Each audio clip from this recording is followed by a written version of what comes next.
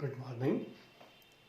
This is my 18th January's lecture, and today we shall discuss about the chapter number 9, that is ray optics. और ray optics के अंदर हमारे पास सबसे पहले हमारे चैप्टर की शुरुआत होती है और refraction of lights.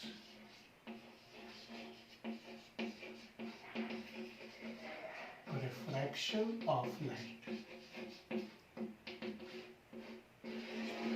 Refraction of light क्या होती है कि जब लाइट एक मीडियम से दूसरे मीडियम के अंदर एंटर होती है तो वो अपने पाथ से डेविएट हो जाती है। ये फिनोमिनन ही क्या कहलाता है? रिफ्रैक्शन ऑफ लाइट कहलाता है। जब लाइट एक मीडियम से दूसरे मीडियम में एंटर होती है तो वो अपने पाथ से डेविएट हो जाती है।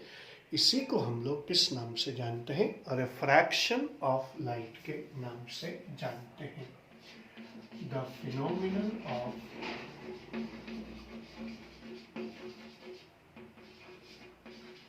bending of light ray when it changes its medium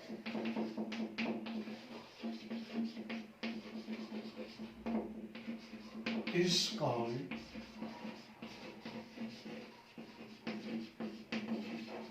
refraction of light. The phenomenon of bending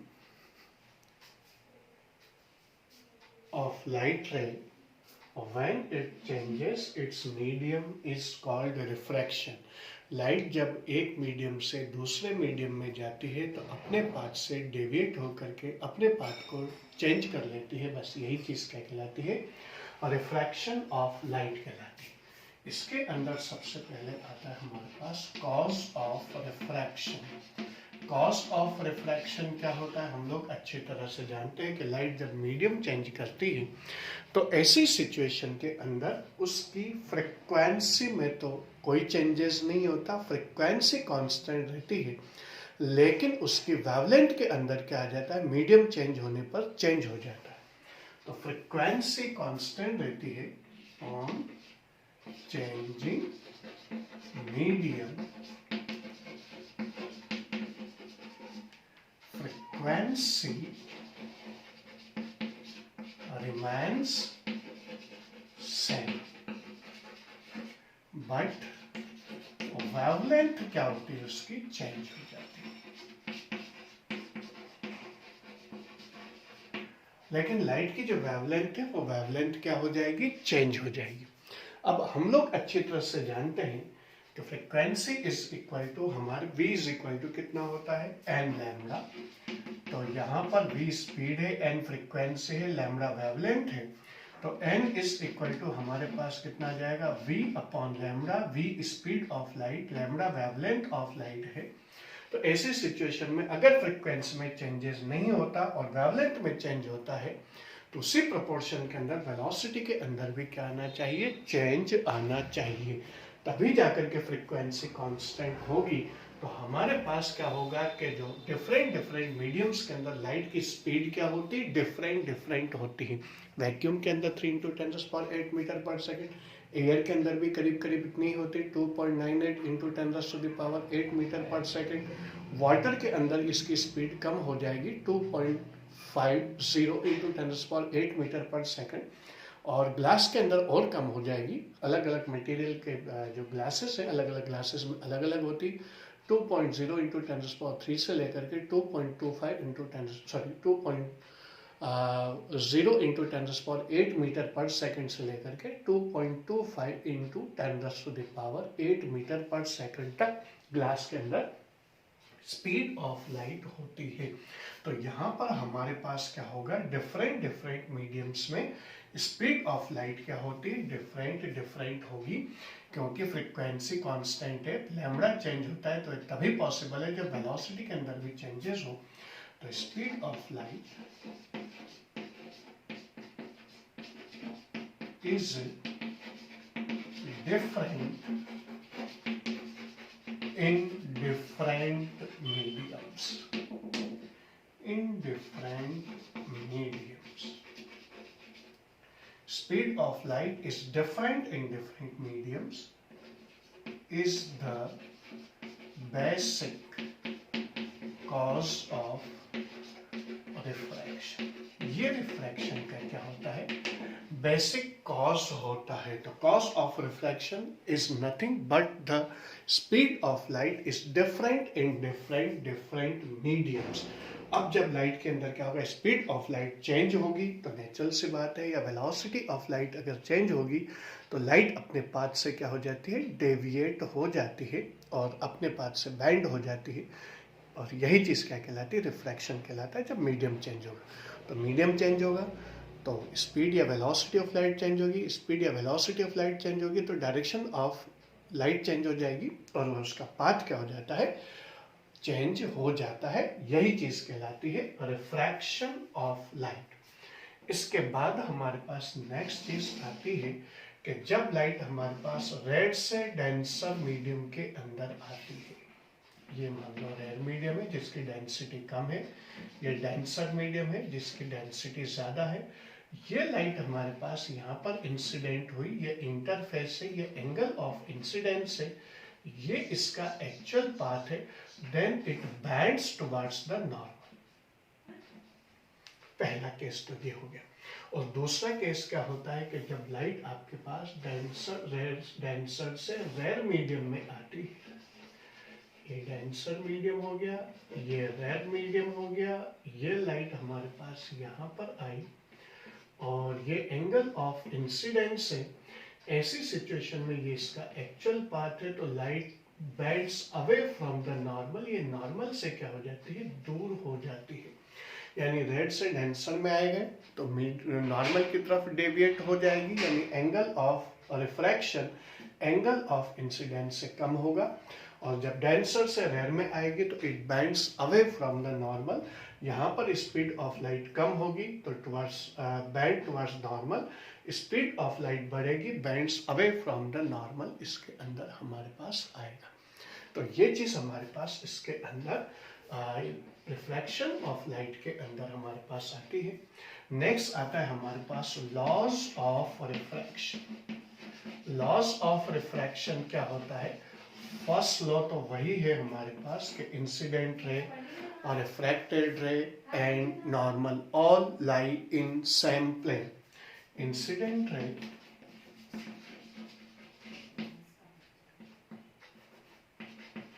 और reflected ray, refracted ray and normal all lie in same plane। पहली चीज तो ये। और दूसरी चीज आपके पास कहने का मतलब ये होगा कि हमारे पास ऐसा नहीं होगा कि इंसिडेंट लाइट यहाँ पर आ रही है, रिफ्लेक्टेड लाइट यहाँ पर जा रही है, नॉर्मल अलग जगह पर हो रहा है, तो ये चीज़ नहीं होगी। बल्कि क्या होगा कि इंसिडेंट लाइट रे और रिफ्रैक्टेड रे और नॉर्मल ये तीनों क्या होंगे, एक ही प्लेन के अंदर सिचुएट होंगे, जैसे हम लोग यहाँ पर देख पा रहे हैं। ये नहीं होगा, इसका प्लेन ये है, नॉर्मल का प्लेन मान लो ये है और रिफ्रैक्टेड रे का प्लेन ये है, तो ये सब चीजें अलग अलग प्लेन के अंदर होगी, ऐसा नहीं होगा। इंसिडेंट रे और रिफ्रैक्टेड रे और नॉर्मल ये सब एक ही प्लेन के अंदर सिचुएट होंगी। दूसरी चीज हमारे पास इसके ये अलग अलग प्लेन का मतलब है यहाँ पर। और दूसरी चीज होती है हमारे पास the sine of the ratio of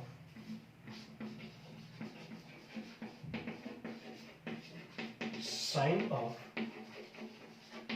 angle of incidence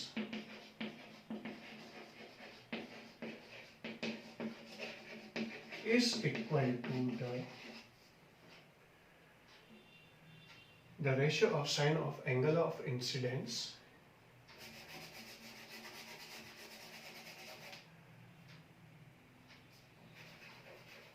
to the sine of angle of refraction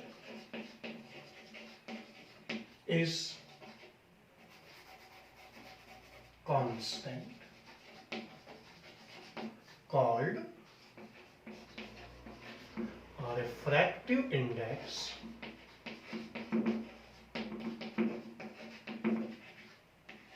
of first medium with respect to second medium।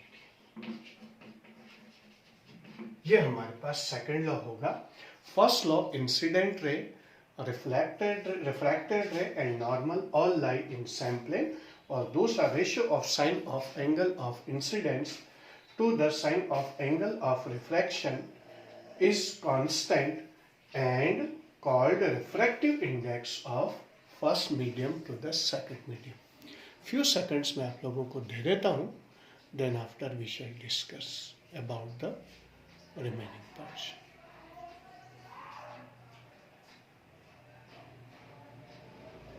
Okay, अब हमारे पास इसके अंदर नेक्स्ट चीज जो आती है,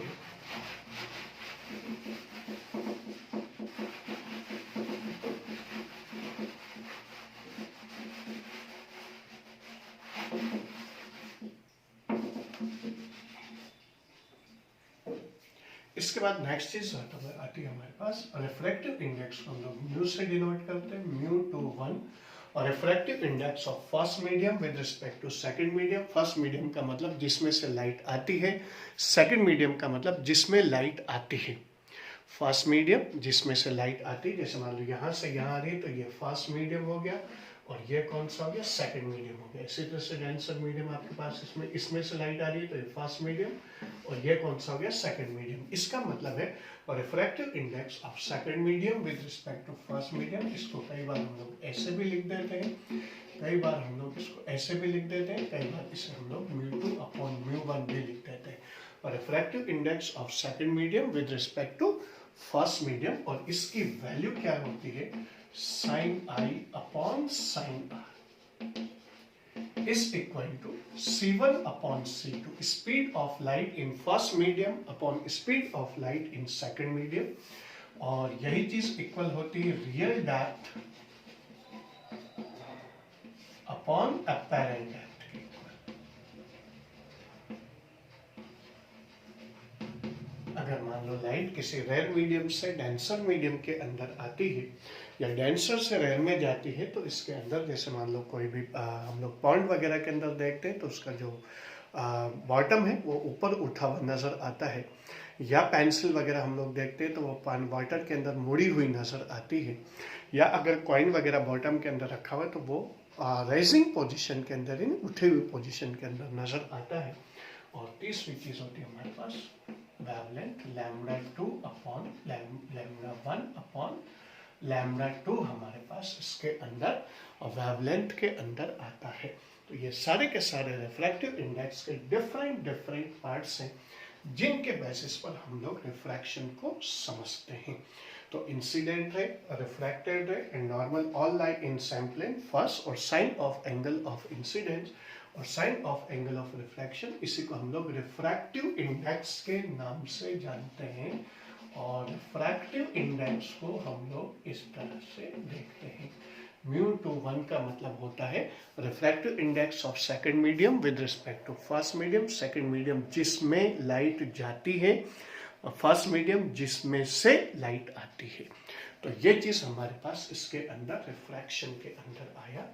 अब इसके बाद अगर हम लोग ग्लास स्लैब के बारे में अगर रिफ्रैक्शन देखते हैं तो हम लोग यहाँ पर ये चीज पाते हैं कि कोई भी ग्लास स्लैब के अंदर अगर कोई लाइट इंसिडेंट होती है, कहाँ से, एयर से, किसके अंदर, ग्लास के अंदर, तो ऐसी सिचुएशन के अंदर ये साइन आई आ जाएगा, ये इसका एक्चुअल पाथ है, यहाँ से लाइट मुड़ेगी और यहाँ पर आ जाएगी, ये ग्लास के अंदर है, ये I1, ये I2,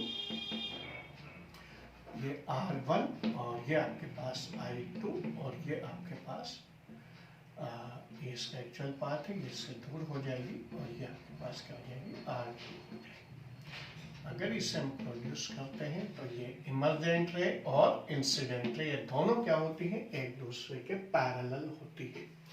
ये आपके पास सरफेस A B हुआ, ये आपके पास सरफेस सी डी हुआ तो refraction through A B surface, refraction through A B surface.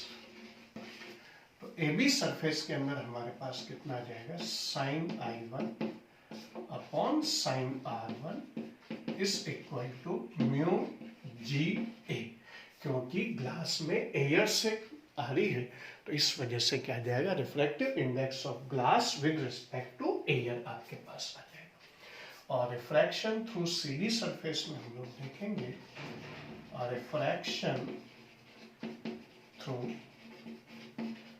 CD surface अगर हमारे पास आता है तो वो आ जाएगा आपके पास वही sign I2 upon sine R2।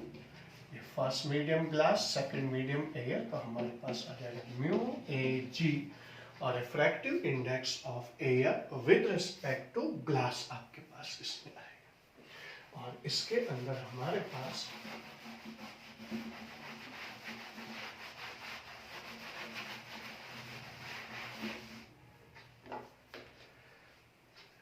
Mu G A multiplied mu A G is equal to हमारे पास आ जाएगा sine I1 upon sine R1 into sine I2 upon sine R2। हम लोग अच्छी तरह से जानते हैं कि ये वाला R1 और I2 ये दोनों क्या है, हमारे पास अल्टरनेट एंगल है, so they are equal, so they are cancelled out. और सिमिलरली ये एंगल आपके पास I1 है और ये एंगल आपके पास I2 है, ये करेस्पॉन्डिंग एंगल से, इस वजह से करेस्पॉन्डिंग एंगल्स भी इक्वल हो जाएंगे, तो ये भी एक दूसरे से कैंसल्ड आउट हो जाएंगे। ये दोनों एंगल अल्टरनेट एंगल से, ये दोनों एंगल करेस्पॉन्डिंग एंगल से, तो हमारे पास आ जाएगा mu G A multiplied mu A G is equal to 1, और mu G A is equal to आ जाएगा 1 अपॉन म्यू ए जी। इसका मतलब ये हुआ कि हमारे पास क्या होगा कि refractive index of glass with respect to air और refractive index of air with respect to glass, ये दोनों एक दूसरे के रेसिप्रोकल होंगे। मीन्स रिफ्रैक्शन के अंदर लाइट लॉ ऑफ रिवर्सिबिलिटी को फॉलो करती है। अगर मान लो हमारे पास लाइट इस पाथ के थ्रू आती है, इधर से सोर्स रखने पर लाइट इस पाथ के थ्रू ही क्या होगी, जाएगी, यानी लॉ ऑफ रिवर्सिबिलिटी को ये कंप्लीटली क्या करती है, ओबे करती है। ये हमारे पास ग्लास स्लैब का आया। अब इसके बाद हमारे पास ये था ग्लास स्लैब वाला, और अब आएगा हमारे पास कंपाउंड स्लैब का केस। कंपाउंड स्लैब के अंदर हमारे पास क्या होगा,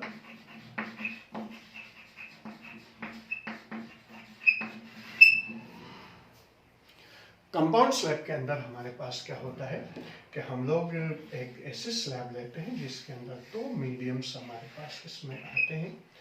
एक कौन सा आएगा, एयर, फिर दूसरा कौन सा आएगा, वाटर, और तीसरा कौन सा आएगा, ग्लास, और फिर वापस एयर आ जाए। यहाँ से लाइट हमारे पास इंसिडेंट हुई, इंसिडेंट होते ये इसका पाथ है, एयर से वाटर में आई और रेड से डेंसर में आ गई, इट बेंड्स टुवर्ड्स नॉर्मल। फिर उसके बाद ये इसका एक्चुअल पाथ है, वाटर से ग्लास में आई, डेंसर मीडियम है, it bends towards the normal, और फिर उसके बाद ये वापस एयर के अंदर आ गई। ये हमारे पास I1, ये हमारे पास R1, ये हमारे पास I2, ये हमारे पास R2, ये हमारे पास I3, ये हमारे पास R3 हमारे पास इसके अंदर आएगी। एयर, वाटर, ग्लास, एयर, ये तीन चीजें हमारे पास कंपाउंड स्लैब के अंदर आती है। फ्यू सेकंड्स में आप लोगों को दे देता हूं, फिर उसके बाद हम लोग इससे आगे बढ़ेंगे।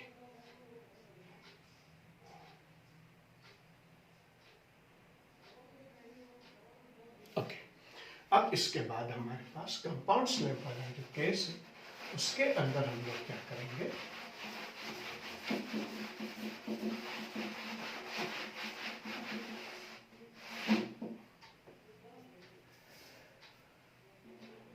म्यू डब्ल्यू ए, एयर से वाटर में आ रही है तो रिफ्रैक्टिव इंडेक्स हमारे पास ये A B surface, C D E F, first refraction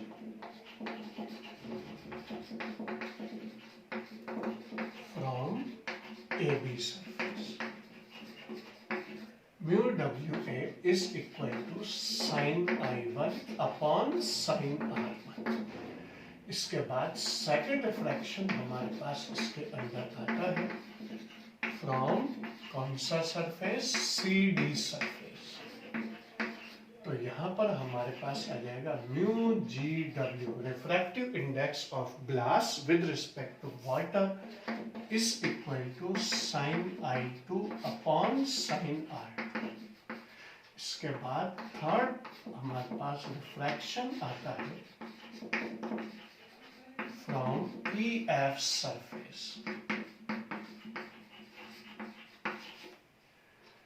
mu AG, refractive index of air with respect to glass is equal to हमारे पास आएगा sin I3 upon sin R3। और फिर उसके बाद इन तीनों को हम लोग क्या कर लेंगे, मल्टीप्लाई कर देते हैं। तो जब हम इन तीनों को मल्टीप्लाई करेंगे तो हमारे पास आ जाएगा mu WA multiplied mu GW multiplied mu AG is equal to sin I1 upon sin R1 multiplied sin I2 upon sin R2 multiplied sin I3 upon sin R2। अब यहाँ पर हमारे पास क्या होगा, R1 और I2 दोनों अल्टरनेट एंगल्स हैं, इसलिए ये R1 और I2 दोनों कैंसिल आउट हो जाएंगे। R2 और I3 ये दोनों अल्टरनेट एंगल्स हैं, इस वजह से R2 और I3 भी कैंसिल आउट हो जाएंगे। I1 और R3 ये करस्पॉन्डिंग एंगल्स हैं, इस वजह से ये भी कैंसिल हो जाएंगे और हमारे पास आ जाएगा mu WA multiplied mu GW multiplied mu AG is equal to 1। और फिर उसके बाद mu WA multiplied mu GW is equal to आ जाएगा 1 अपॉन म्यू AG। और अपन जानते हैं 1 upon mu AG is equal to कितना होता है, म्यू GA। तो mu WA multiplied mu GW is equal to आ जाएगा म्यू GA। ये हमारे पास इसके अंदर रिफ्रैक्टिव इंडेक्स के डिफरेंट केसेस हमारे पास आ जाते हैं। तो इसके अंदर हमारे पास क्या है कि ये जो एयर और जो ग्लास के बीच का जो रिफ्रैक्टिव इंडेक्स है वो इसके मल्टीप्लिकेशन के इक्वल होता है। तो ये चीज़ हमारे पास इसके अंदर आ गई। फ्यू सेकंड्स में आप लोगों को इसको नोट करने के लिए दे देता हूँ, then after we shall discuss to next topic.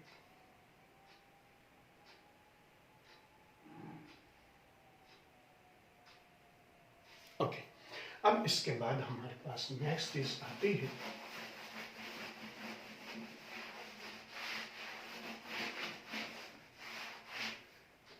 वो आती है लैटरल शिफ्ट ग्लास स्लैब के अंदर।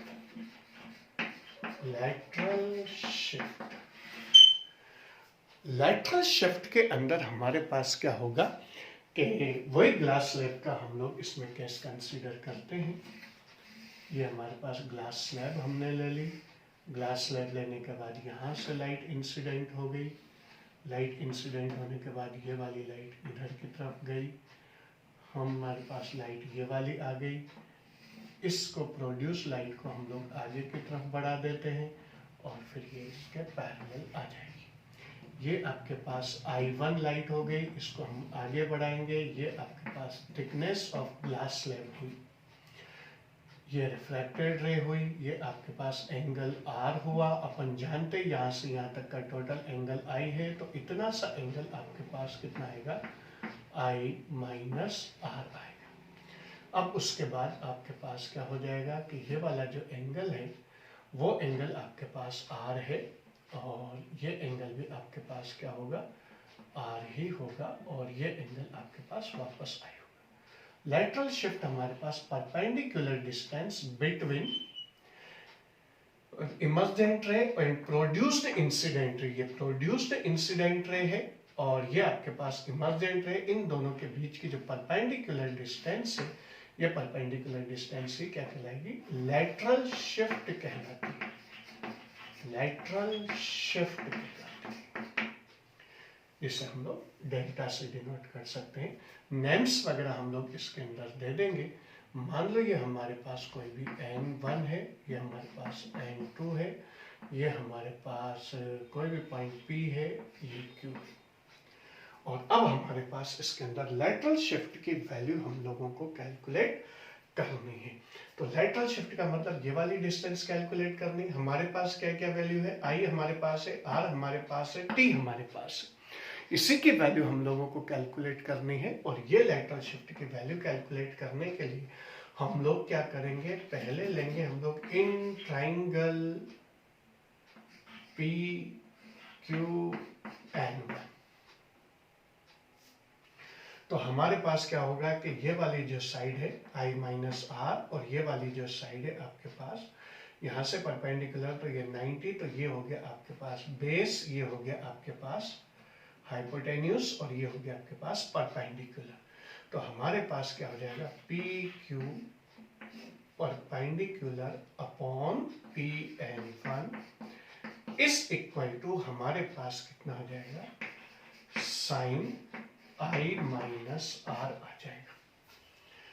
और पी क्यू जो लेटरल शिफ्ट है हमारे पास, ये वैल्यू आ जाएगी P N one sine I minus R हमारे पास इसके अंदर आएगा। अब हमें पी एन वन की वैल्यू चाहिए। तो पी एन वन की वैल्यू कैलकुलेट करने के लिए हम लोग क्या करेंगे, ट्राइंगल कंसीडर करेंगे। Triangle N1 N2 P। N1 N2 P के अंदर हमारे पास कितना आ जाएगा, N1 N2 upon P N1। ये होगा आपके पास बेस अपॉन हाइपोटेन्यूस। ये वाला ट्राइंगल है P N1 N2 P, ये वाला ट्राइंगल है। इसमें एंगल R ये है, ये एंगल 90 है, तो ये वाली चीज बेस, ये हाइपोटेन्यूस इज इक्वल टू आ जाएगा आपके पास कोस R की वैल्यू, ये R है। अब उसके बाद हमारे पास क्या होगा,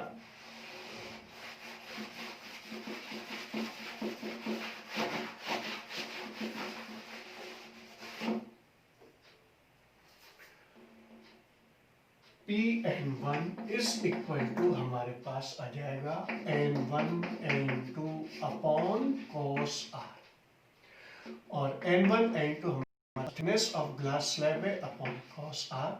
पी एन वन की वैल्यू हम लोग यहां पर पुट करेंगे, तो लैटरल शिफ्ट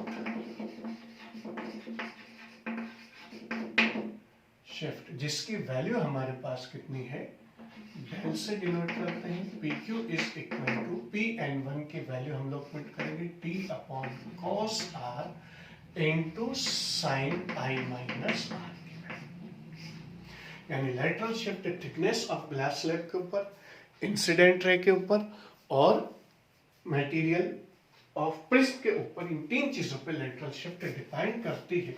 तो lateral shift is what, lateral shift तो आपके पास अगर डेफिनेशन मैं पहले बता चुका हूं, lateral shift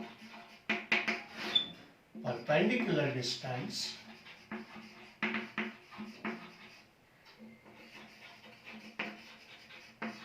between produced incident ray and emergent from a glass slab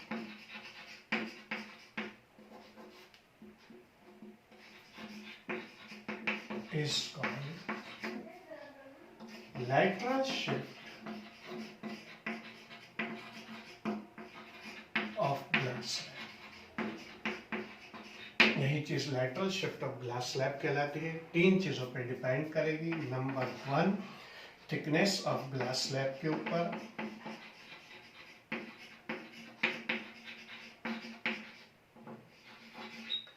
दूसरी चीज डिपेंड करेगी एंगल ऑफ इंसिडेंस पर, और तीसरी चीज डिपेंड करेगी नेचर ऑफ मटेरियल।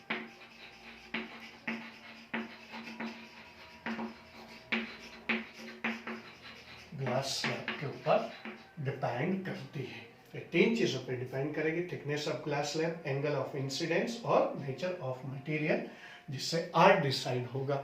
इन चीजों पर ये लैटरल शिफ्ट क्या करती है, डिपेंड करती है। तो ये चीज हमारे पास लैटरल शिफ्ट होगी और अब इसके बाद हम लोग डिस्कस करेंगे। फ्यू सेकंड्स में आप लोगों को दे देता हूं।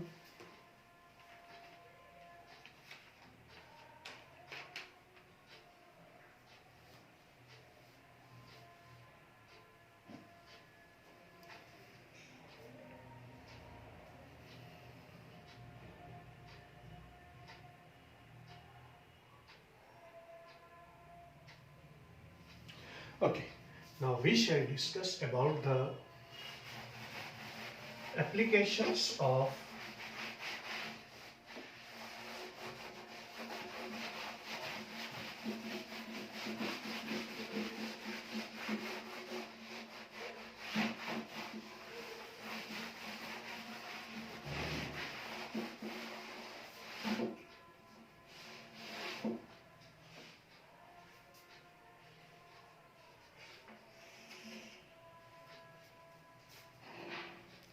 अब आता है हमारे पास applications of refraction.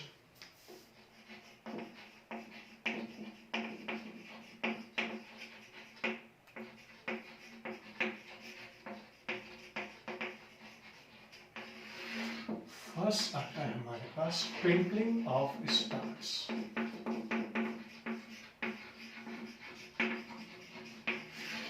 Twinkling of stars के अंदर हम लोग अच्छी तरह से जानते हैं कि हमारे एटमॉस्फेयर के अंदर डिफरेंट लेयर्स होती है, और जैसे जैसे हम लोग ऊपर से अगर नीचे की तरफ देखते जाएं तो डेंसिटी ऑफ एटमॉस्फेरिक लेयर्स क्या होती जाती, बढ़ती जाती है।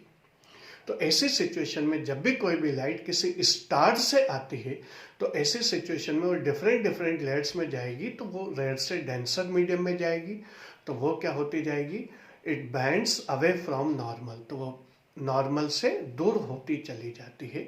और ऐसे सिचुएशन में हर लेयर से उसका पाथ क्या होता रहता है, चेंज होता रहता है।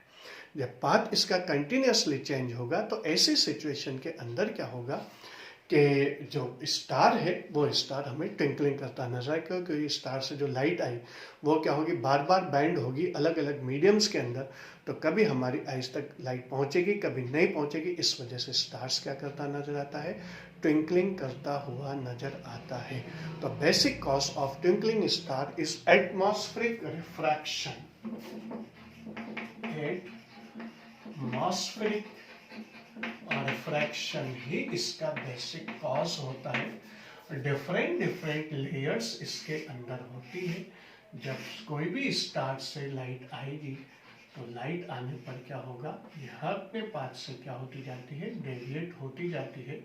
और इस वजह से क्या होता है कि हमारे पास जब भी लाइट पहुंचेगी तो वो लाइट क्या होगी कि ट्विंकलिंग करती हुई नजर आती है।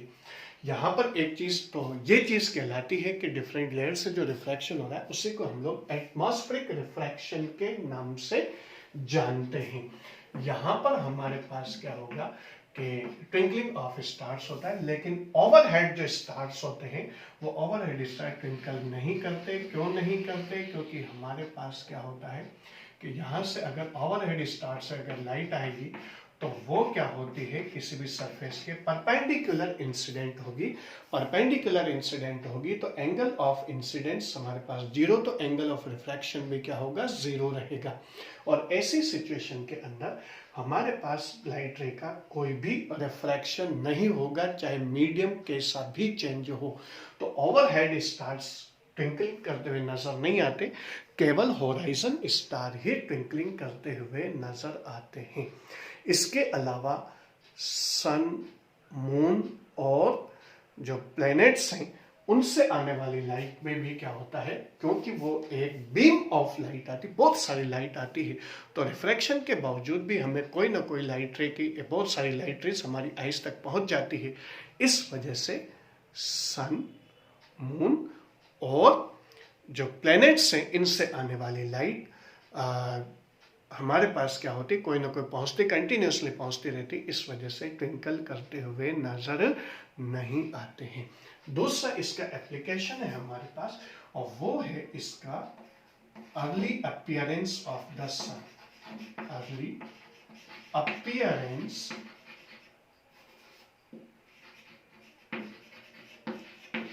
Of the sun at the time of sunset and sunrise. Sunset और सनराइज के टाइम पर सन का पहले ही क्या हो जाना, दिखने लग जाना। हम लोग जानते हैं कि सनराइज से 2 मिनट पहले क्या होता है, सन नजर आ जाता है, और सनराइज के बाद भी 2 मिनट तक, जब सनसेट के बाद भी सन क्या है 2 मिनट तक हमें क्या नजर आता है, इसके अंदर दिखता रहता है। तो इसके पीछे भी रीजन कौन सा है, एटमॉस्फेरिक सन है, एटमॉस्फेरिक रिफ्रैक्शन है। इसके अंदर जैसे मान लो हमारी अर्थ है और ये हमारे पास एटमॉस्फियर है। अगर कोई पर्सन इस पोजीशन पर हो तो उसके लिए होराइजन ये वाली चीज होगी, और अगर स्टार मान लो जैसे यहाँ पर आपके पास सन अगर मान लो यहाँ पर इसके अंदर सनसेट हो गया या सनराइज अभी हुआ नहीं है, तो यहाँ से लाइट क्या होगी आपके पास, यहाँ पर इंसिडेंट होगी। इंसिडेंट होने के बाद यहाँ से रिफ्रैक्ट होगी और हमें पहुंच जाएगी, और रिफ्रैक्ट होने के बाद ये लाइट कहाँ से आती हुई महसूस होगी, यहाँ से आती हुई महसूस होगी। इसलिए सनराइज से पहले ही सन क्या होता है, नजर आने लग जाता है। रीजन इसका भी वही है, due to atmospheric refraction. Atmospheric layer के थ्रू सन क्या होता है, रेड से किधर की तरफ जाता है, डेंसर मीडियम की तरफ जाता है। It bends towards the normal, तो ये लाइट रह जाएगी नॉर्मल की तरफ मुड़ेगी, और नॉर्मल की तरफ मुड़ेगी तो इस वजह से क्या होगा, ये हमारी आइज तक पहुंचेगी। तो ये लाइट को पीछे बढ़ाने पर सन होराइजन से ऊपर नजर आएगा, और हमें सनसेट के पहले ही या सनराइज के बाद भी सन हमें क्या होता है, कंटिन्यूसली नजर आता रहता है। तो ये चीज हमारे पास early appearance of the sun at the time of sunset and sunrise हुआ। इसके बाद तीसरी चीज हमारे पास इसके अंदर आती है, वो आती है कि bigger appearance of the sun, bigger appearance of the सन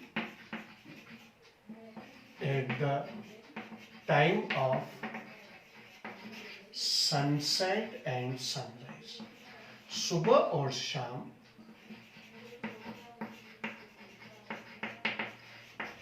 सन की साइज का क्या नजर आना, बड़ा नजर आना ही क्या कहलाता है, bigger appearance of the sun at the time of sunset and sunrise होता है।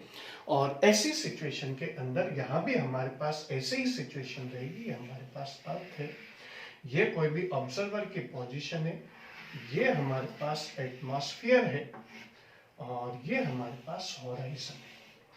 सनसेट या सनराइज के टाइम पर जैसे मान लो ये सन की पोजीशन है हमारे पास है, और यहाँ से लाइट हमारे पास इसके अंदर आती है, और रिफ्रैक्शन के बाद ये टुवर्ड्स नॉर्मल मुड़ जाती है। ये लाइट आई, ये मुड़ी, ये कहाँ से आती हुई महसूस होती है, यहाँ से आती हुई महसूस होती है। और सन की साइज हमें कैसी नजर आती है, यहाँ से नजर आती है। तो सन की जो साइज है वो बड़ी नजर आएगी।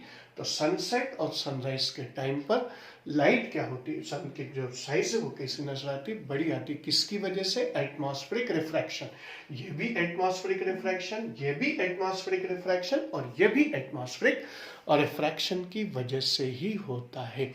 तो ये 3 एप्लीकेशंस हमारे पास एप्लीकेशंस ऑफ रिफ्रैक्शन हुए, और इस बेसिस पर हम लोग अपनी स्टडी करते हैं। तो ये भी हमारे पास क्या हुआ, एटमॉस्फेरिक रिफ्रैक्शन, और इसमें भी हमारे पास क्या होता है, एटमॉस्फेरिक रिफ्रैक्शन ही होता है। तो ये हमारे पास few seconds में आप लोगों को दे देता हूँ, then after we shall close the class.